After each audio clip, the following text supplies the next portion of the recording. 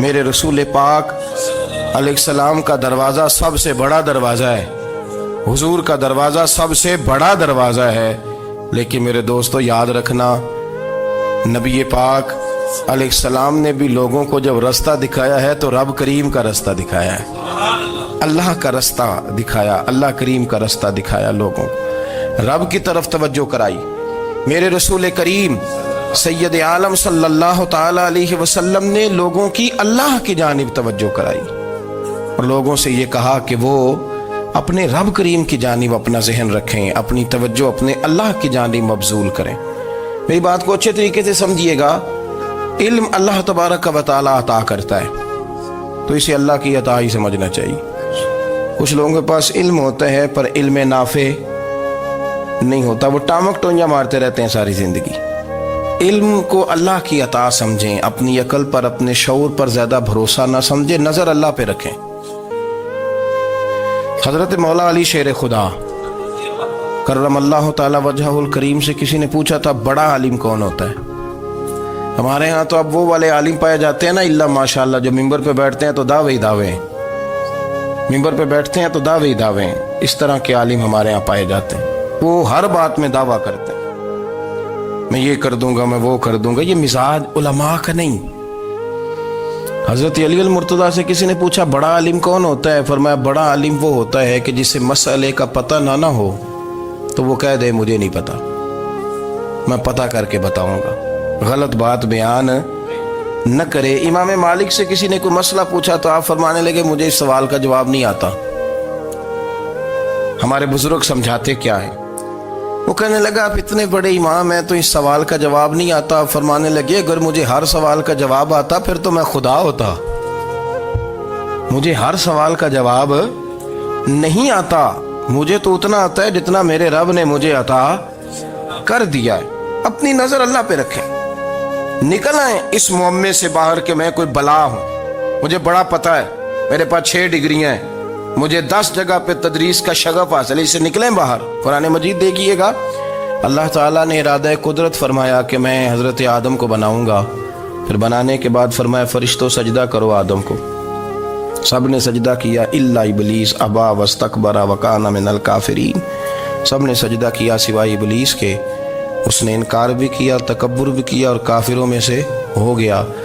تو یہ جب اللہ تعالیٰ نے سجدہ کرایا تو کیسے کرایا؟ اللہ تبارک و تعالیٰ نے نا حضرت آدم کو علم سکھایا خود، وعلم آدم الاسماء کلہا، خود اللہ فرماتے ہیں کہ میں نے جناب آدم علیہ السلام کو تمام اشیاء کے نام سکھائے، سب اشیاء کے نام سکھائے۔ تو وہ چیزیں پھر میں نے نا، اللہ فرماتے ہیں میں نے فرشتوں پہ پیش کی، میں نے کہا کہ بتاؤ ان کے نام کیا ہے، تو فرشتوں نے جو جواب دیا وہ سمجھنے والا ہے۔ اللہ نے چونکہ خود علم سکھایا تھا حضرت آدم کو، جناب آدم سکھایا تھا، لیکن فرشتوں کو نہیں سکھایا تھا۔ تو اللہ کریم نے فرمایا فرشتوں اب یہ بتاؤ ان چیزوں کے نام کیا ہیں؟ تو فرشتے کیا کہتے ہیں؟ فرشتے عرض کرتے ہیں قالوا سبحانک لا علم لنا۔ آپ کبھی یقین کریں اس چیز کی لذت لیں تو مزہ آ جائے۔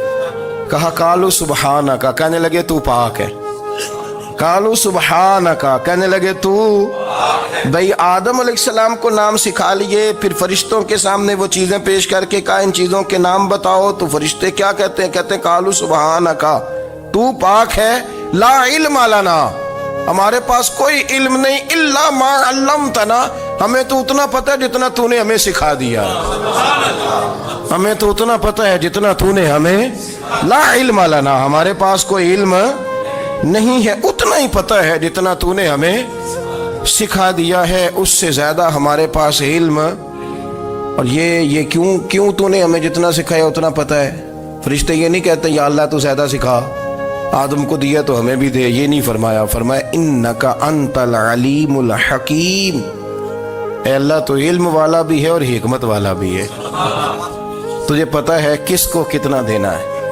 جتنا تو نے مناسب سمجھا جناب آدم کو دیا، اور جتنا تو نے بہتر سمجھا وہ تو نے ہمیں عطا فرمایا۔ تو اگر آپ کے پاس علم ہے، کہیں نالج ہے، اس کو اللہ کی عطا سمجھے۔ ہمارے ہاں بہت سارے لوگ بن کے بیٹھ جاتے ہیں، میں اکثر کہتا ہوں کہ پھر وہ دعوے کرتے ہیں میرے علاقے والے جاہل ہیں، میرے شہر والے جاہل ہیں، میرے خاندان والے پڑھے نہیں، ये आपका दावा है, ये आपको खराब कर देगा।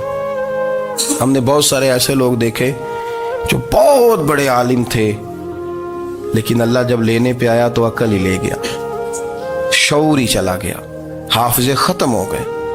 आप देखते हैं बुढ़ापे में कुछ लोग ऐसे होते हैं कि जिनको ये भी याद नहीं रहता कि मेरा नाम क्या है, मैं कहाँ हूँ, मुझे किधर जाना है। तो उस वक्त से अल्लाह की पनाह मांगे और अपनी नज़र अपने रब करीम की जानिब रखें, अल्लाह की जानिब अपनी नज़र को मबजूल रखें। दूसरी बात, इल्म के बाद एक चीज़ आती है जिसका नाम है हिदायत,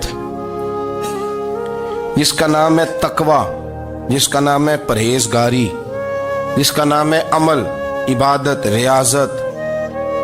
ये भी उसी वक्त ही नसीब होती है जब मेरा रब करीम नसीब फरमा देता है। हमने ना नेकी का अपना अपना स्टेटस बना लिया है, अपना अपना मेयार बना लिया है। कुछ लोग कहते हैं कि जनाब मस्जिद में सीमेंट का तोड़ा देने से बेहतर है किसी गरीब को आटे का थैला दे दो। अब उसने अपना मिजाज बना लिया ना नेकी का, उसने अपना स्टेटस बना लिया। मेरा ये सवाल है कि नबी पाक सल्लल्लाहु तआला अलैहि वसल्लम जब मदीना शरीफ आए थे तो हुजूर ने सबसे पहले गरीबों में आटा तकसीम किया था कि सबसे पहले मस्जिद बनाई थी? क्या अजीब लोगों का रंग है, अपनी मर्जी की हिदायत, अपनी मर्जी का तकवा, अपनी मर्जी का मेयार। मस्जिद कोई बड़ा छोटा खतीब भी मेरी तरह का हो ना, तो वो मस्जिद में बैठ के जब नबी पाक की बात करता है तो कहता है मेरे रसूल पाक गरीबों का सहारा बन के आए। वो गरीबों की बात करता है, मिस्कीनों की, लाचारों की, कमजोरों की बात। तो मस्जिद ही तो वो इदारा है जहां से गरीबों की बात हो रही। तो अब लोगों ने गरीब को और मस्जिद को लड़ाना शुरू कर दिया, इसको लड़ाओ कि मस्जिद में पैसे देने से बेहतर है आप गरीब को आटे का थैला दे दें। आप ये क्यों नहीं कहते कि मस्जिद में भी आप तोड़ा दें एक सीमेंट का और साथ गरीब को भी खिदमत करें? ये क्यों नहीं तकवा? अपनी अपनी मर्जी का मिजाज, अपनी अपनी। कुछ लोग कहते हैं छोड़ो जी, सारी जिंदगी इंसान नमाज पढ़ता रहे और फिर गालियां भी देता रहे, बंदा दाढ़ी भी रख ले और झूठ बोलना भी ना छोड़े। तो ये आपने अपने पास से तकवे का मेयार बनाया। गाली देने का गुनाह है और दाढ़ी रखने का सवाब है। तो अगर आप दाढ़ी रखे हुए हैं और आप कोई गलती कर रहे हैं तो उससे आपकी दाढ़ी का सवाब खत्म, अल्लाह करे आपको समझ आए मेरी बात। आप कोई गलती कर रहे हैं, दाढ़ी का सवाब उससे खत्म, वो अपनी जगह पे कायम है चीज। अपनी मर्जी का क्यों तकवे का मेयार बनाते हैं? तकवे का मिजाज अपनी मर्जी का ना बनाओ।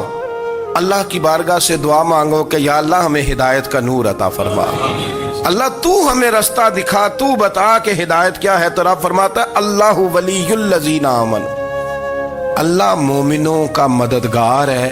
युखरिजुहुम मिनज़ ज़ुलुमाति इलन नूर, वो इन्हें अंधेरों से निकालता है और नूर की तरफ रोशनी आता फरमाता है। अंधेरों से नूर की तरफ अल्लाह लाता है। अल्लाह वली, अल्लाह मोमिनों का वली है, वो इन्हें अंधेरों से नूर की तरफ निकालता है।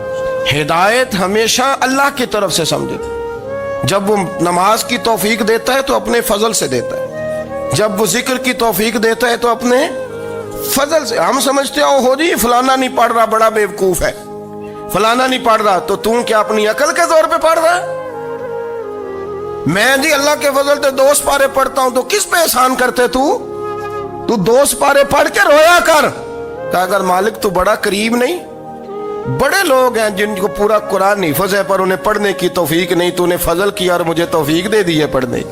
रोया कर, पढ़ के रोया कर। राती सारी कर कर जारी, वो नींद अखा थी धोंदे ते फजरे ओही गुनाहगार कहावन सब तो नीवे होंदे।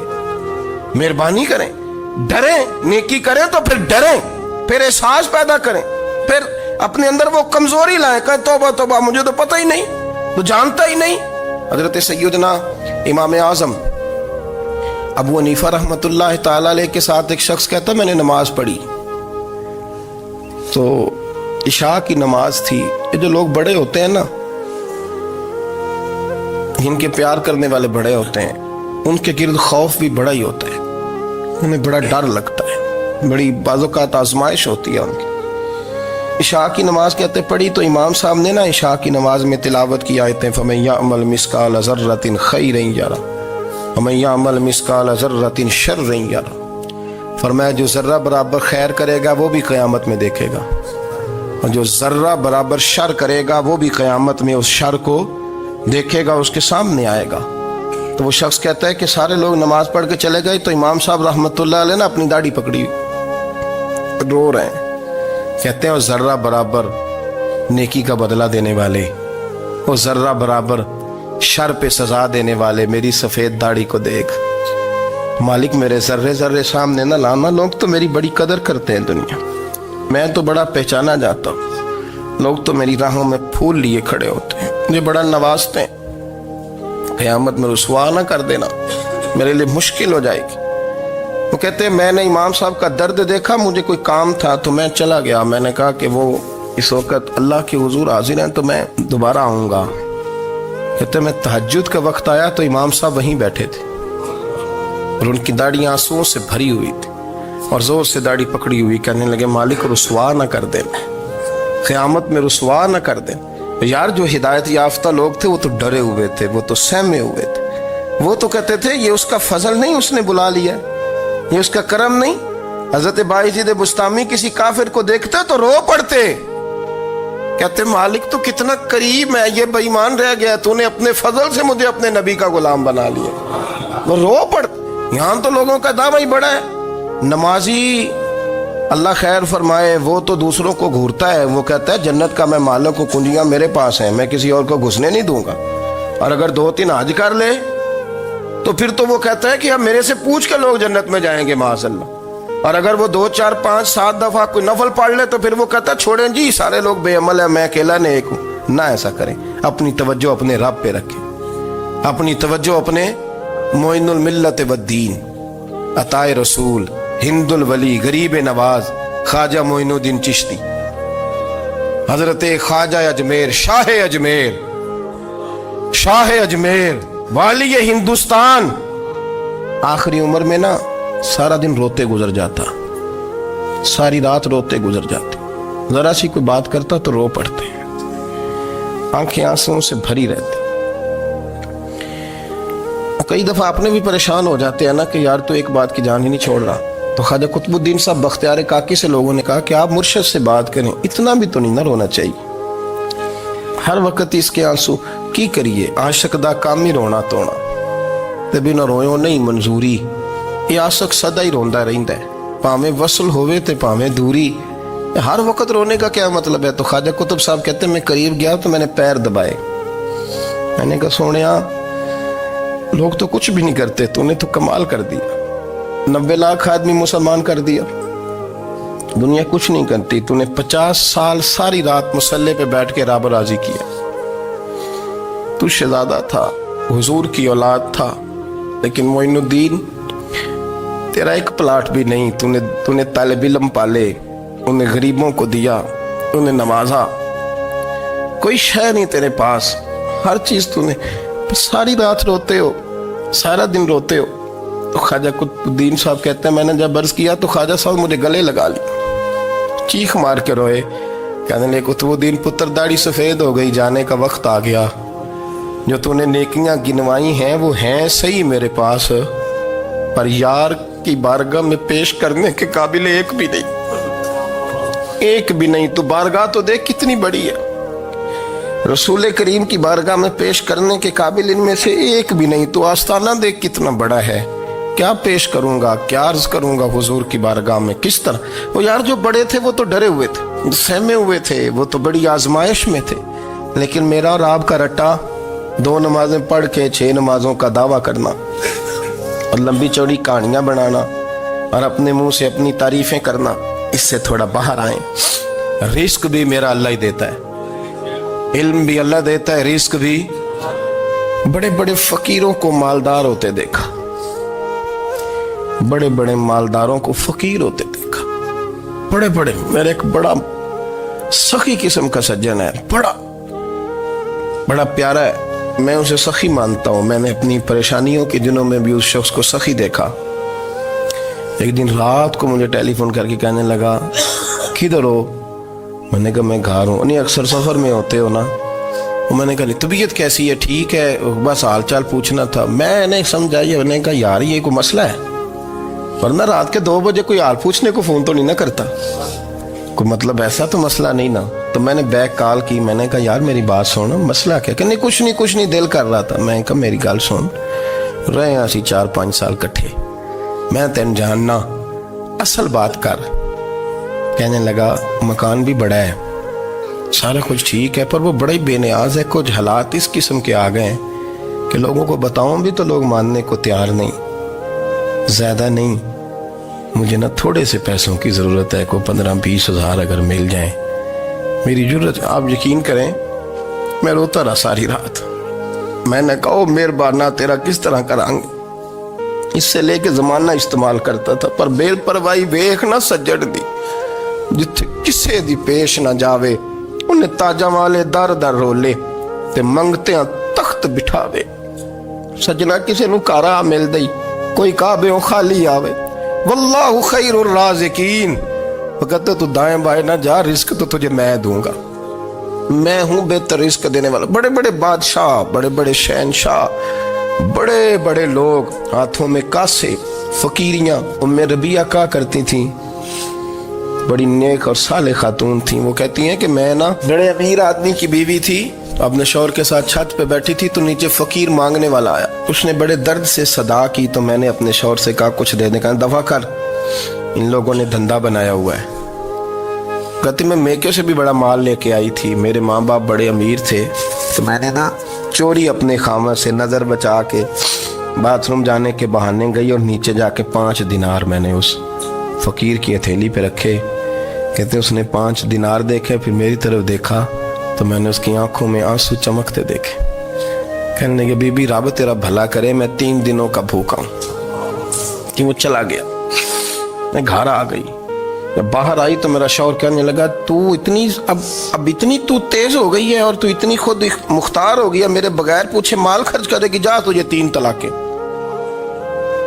कहती मैं बालदार और वजादार बाप की बेटी थी, तलाक लेके घर आई तो मेरा बाप टूट गया, चारपाई पे चला गया। ओहो ये क्या बन गया।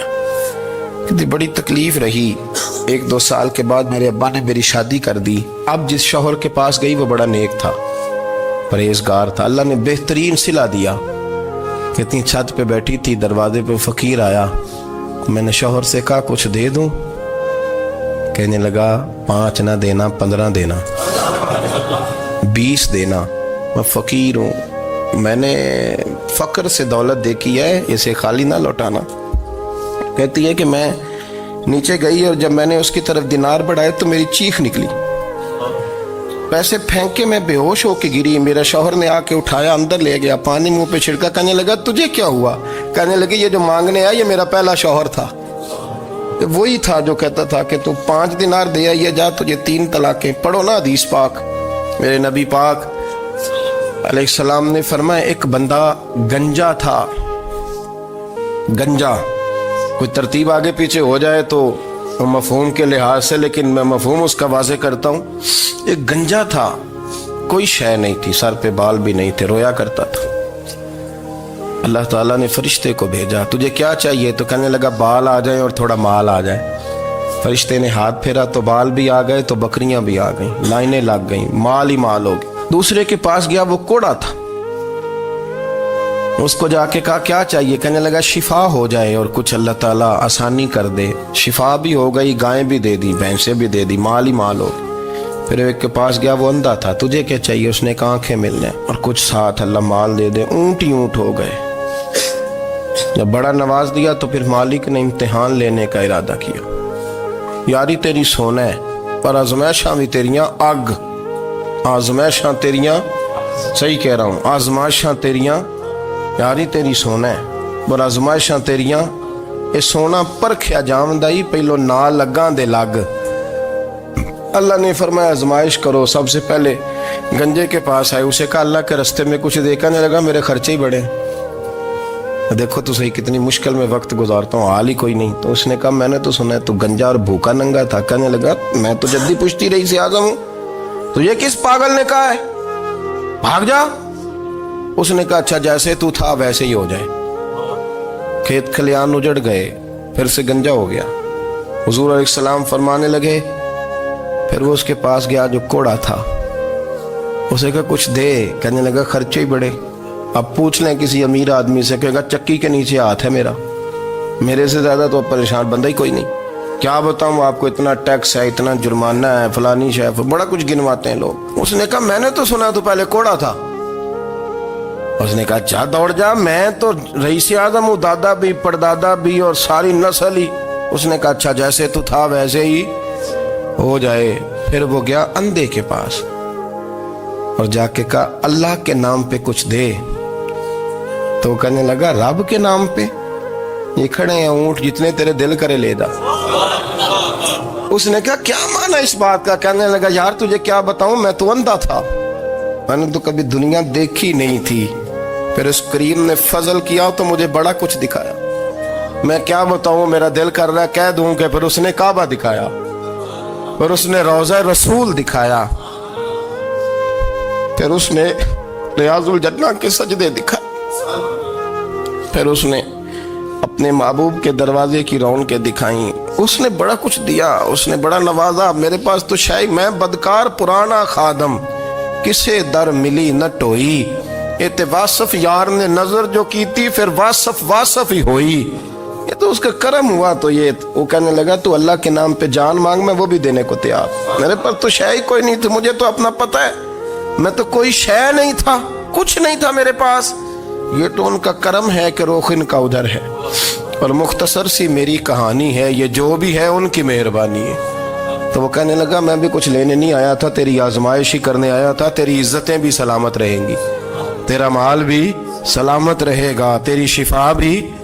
اپنی زندگی میں کبھی بھی اللہ کی بارگاہ سے توجہ ادھر ادھر نہ کریں، چھوڑیں لوگ کیا کر رہے ہیں، دنیا کیا کہہ رہی، کبھی بھی اپنی توجہ دائیں۔ ہمارا یہ مسئلہ بن گیا کہ ہماری سیاست ہے، ہماری دنیا داری ہے، ہم بندوں کو راضی کرنا چاہتے ہیں، ہم دیکھتے ہیں کون کس طرح، اور آپ یقین کریں آپ تھک جائیں گے، بندے راضی نہیں ہوں گے، وہ نہیں راضی ہوتے، آپ ان کو منا کے لائیں گے تو ادھر والے نکل جائیں گے، ادھر کو منائیں گے تو ادھر والے نکل جائیں گے۔ اس چکر سے باہر آئیں، اس رب کو راضی کریں جو فرماتا ہے ان الذین آمنوا وعملوا الصالحات سیجعل لهم الرحمن ودا۔ فرمایا تو ایمان لانے کے بعد نیک عمل کر، میں لوگوں کے دلوں میں تیری محبت پیدا کر دوں گا، رحمان لوگوں کے دلوں میں محبت ڈال دے گا، اللہ لوگوں کے دلوں میں۔ اپنی نظر ہمیشہ اپنے رب پہ رکھیں، اتنی لمبی چوڑی دنیا داروں سے امیدیں نہ وابستہ کریں۔ میں نے دیکھا ہے لوگ کاسا لیسی کرتے ہیں، کبھی اس کے دروازے پہ کبھی اس کے دروازے پہ، ان چکروں سے باہر آئیں اور اپنے رب کی بارگاہ کی طرف توجہ کریں، استغفار شوق سے پڑھا کریں، اور اکیلے میں نا، اکیلے میں حضرت رئیس المتکلمین مولانا نقی علی خان صاحب رحمۃ اللہ نے لکھا ہے کہ فرعون 500 سال حکومت کر گیا، یہاں تو 5 سال کی حکومت کی پیر لڑکھڑاتے ہیں، 500 سال۔ فرماتے اصل وجہ یہ تھی کہ دنیا جب سو جاتی تھی نا تو اوپر چادر لے کے تو مسلح پہ بیٹھ جاتا تھا اور ہاتھ باندھ کے کہتا تھا رب تو ہی ہے، میرا پردہ نہ کھولنا، مالک تو ہی ہے، کرم نوازی کرنا، میری پکڑ نہ کرنا۔